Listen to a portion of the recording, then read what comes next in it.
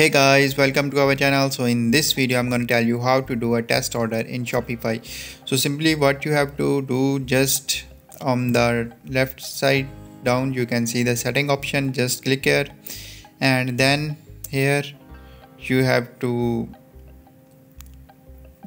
move on the payment option, and just you can find the manage option here or add payment method. So here you can see the add payment method. Just go back and now add manual payment method. Just click here, and now after this just select according to your choice and click on save. So now you can see our setting is saved. So now what we need to do next, just click on the add manual payment method,